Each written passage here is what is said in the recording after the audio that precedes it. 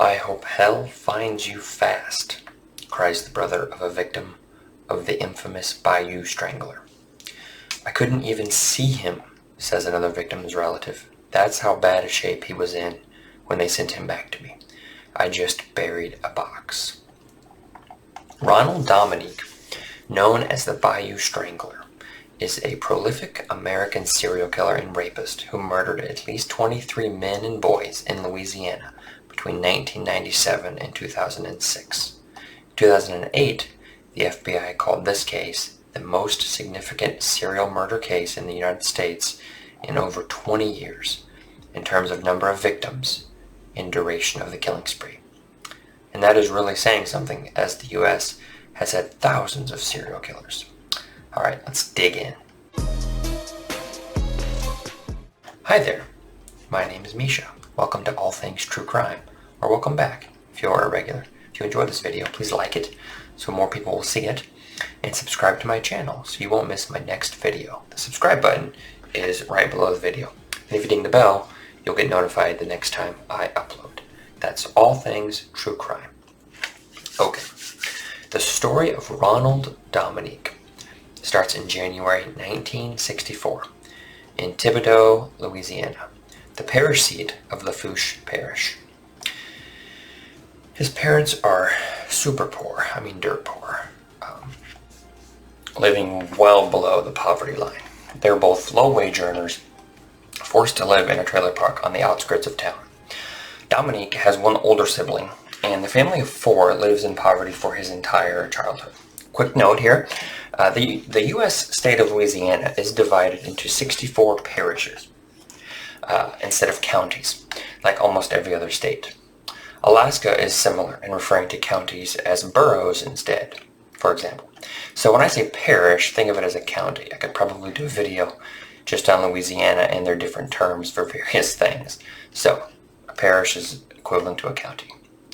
As a kid, Ronald Dominique is known around school by kids and teachers as someone who was always just really sad and quite mopey, actually. And as is often the case with these serial killer types, he is incessantly bullied and beaten up by kids for being overweight and poor, sickly, having low self-esteem, and not being able to communicate well. Again, kids are mean. I think I said that in my last video. So he finally finds a single comfort though, and that is in singing in the school choir. Even with having found his thing that makes him a little bit happier in life, he remains unpopular and simply a social pariah. This is likely because he doesn't fit into the sports crowd or the druggy crowd, and apparently not the choir group either. This is shaping up to be a super depressing childhood. This sicko story is definitely a sad one. At some point before graduating high school, he realizes he's gay. As such, he decides to sneak off to a local gay bar. Still unable to catch a break from life, a group of classmates spot him there and then use this to bully him even more so by accusing him of being gay, making fun of him, and it's something that he continuously denies. After graduation, he does the smart thing and enrolls in Nicholls State University. The smart thing by enrolling in college. I don't know about this university. He has a desire to learn about computers. Smart, right? So he studies computer science. Unfortunately, for whatever reason, he decides to drop out shortly after starting. Maybe he lost interest, maybe it was too difficult of a program for him, who knows? Not me. Fast forward to June 1985. Dominique is arrested for telephone sexual harassment. Yeah, I didn't even know that was a thing. So he's already being creepy. This is his slow descent into murderousness. Murderousness? Is that even a word? Murdering. So for this offense, he is only slapped with a $75 fine. Yikes. As far as a career goes, just like his parents, he takes low-paying jobs. Some say due to a lack of natural talent, some say for not staying in college to earn a degree. Both can be true. Really wish he'd have finished his computer science degree. That's rather lucrative. Okay, so he bounces from job to job for a while, constantly being fired for not doing a good job. As such, he has very little money and is unable to support himself, so he mooches off of friends and family, does some couch surfing, things like that, until landing at his mother's place for a while, and then his older sister's. This goes on for around 9 years. Then in 94, he is arrested for drunk driving. That's May of 1994. The penalty is just another fine. We flash forward another 2 years to August 96, and he is arrested for rape. A neighbor's story goes something like this. A half-naked young man jumps out of Dominique's sister's house window, where Dominique is living at the time, and the man claims he raped him. Dominique raped him and attempted to kill him. This time, Dominique gets the book thrown at him. He is arrested and his bail is set at $100,000. This is where things get sucky. So, this happens sometimes. It also happened to the killer clown, who I covered a few episodes back. So when Dominique goes to court, the prosecuting attorney is unable to locate the victim. In fact, they don't even know the kid's name. So the case is dismissed in November. In fact, they don't even know the victim's name. So his case is dismissed in November, and Ronald Dominique is released after only serving 3 months in prison. Less than a year after this incident, it's now July 1997. He is out driving and picks up a hitchhiker. This will be his first murder victim. This 19-year-old black man is trying to get back home after attending a relative's birthday party at his grandmother's house. Dominique picks him up, and who knows exactly what happens after that? 2 days after he is last seen, his body is found in a ditch along a highway near a wooded area in the St. Charles Parish. The forensic examination finds ditch water in his lungs, indicating that he was still alive and breathing when dumped, right? A dead body doesn't breathe. And if a dead body doesn't breathe, then a dead body doesn't get water in their lungs. Oddly enough, this victim has no physical trauma evident on his body, no drugs or alcohol in his system. So how did Dominique subdue him to rape him and then murder him if there's no signs of physical trauma? Maybe he was drugged first or something, but there was no drugs in his system. Maybe it was something the medical examiner didn't test for. I'm just not sure. So he's found with his pants at his ankles, and his death is initially ruled an accidental drowning, but that changed after Dominique confessed. I mentioned this victim being black because it becomes Dominique's type. Shorter, stocky black dudes, and this is the majority of his victims. He commits his next 2 murders in the same county or parish, St. Charles Parish. A short 5 months later, in December of 97, he strangles a 20-year-old. Come to find out, this man had recently been arrested for drug trafficking. Not exactly sure why that's relevant, except that he kind of targets this type of person. When authorities find his body, he is still completely clothed, with once again no signs of physical trauma or drugs in his system. It's at this point that Dominique goes silent for a bit, or else he continues murdering and authorities just never find the bodies. Either way, next time he pops up, it's July 1998. This time, he kills a 38-year-old man, a drug-addicted, homeless, vagrant type. This victim is the first recorded victim Dominique tied up, bound, subjected to bondage, etc. You get it. October 1998, just over 2 months later, he murders a 27-year-old man. During his confession, Dominique says this victim was a drug addict and prostituted himself to Dominique for money. Dominique takes him up on that offer, then beats and strangles him before dumping his body alongside the road. What a miserable bastard. Between October of 1998 and August of 1999, this scumbag will murder another 5 people, this time all in the Jefferson Parish. In October of 98, he lures a 16-year-old boy to his truck to buy crack cocaine. They share some before he attacks the kid, beats him repeatedly with a blunt object to the head, then strangles him by placing a plastic bag over his head. Man, this guy needs to burn. Yikes. About a month later, he lures another victim, this time an 18-year-old man, in a very similar way, and murders him in a similar manner. The next time he has a recorded murder is 6 months later, in May of 1999. Unsure of why he stopped for some time after committing them so close together there for a bit. Maybe he got scared, I don't know. Or maybe he was just satisfied for a bit. Or again, maybe he murdered and the cops never linked these bodies to him, or never found the bodies. It's May of 1999.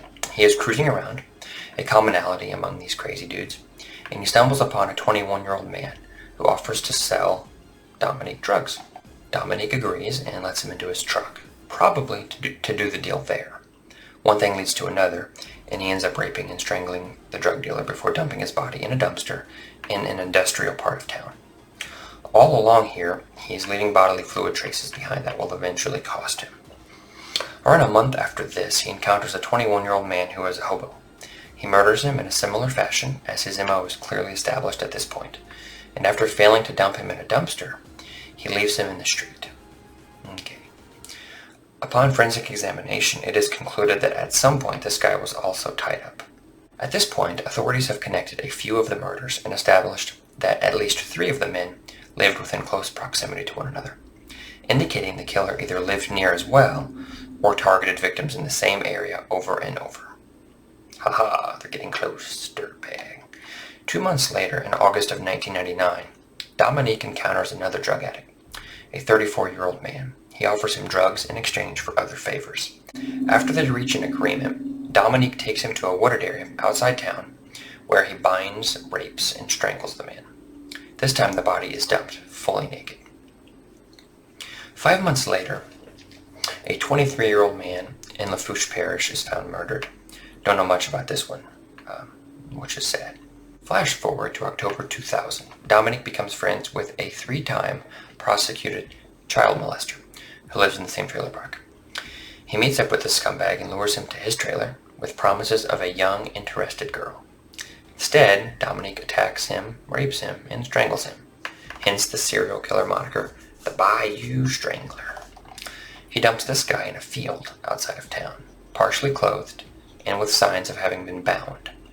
This is one busy dude. Flash forward with me to February of 2002. Not sure why silence for over a year. Also weird, right? He pops back on the radar in February 2002, this time for assault. It is Mardi Gras in the Terrebonne Parish. The festival is in full swing. He punches a woman right in the face.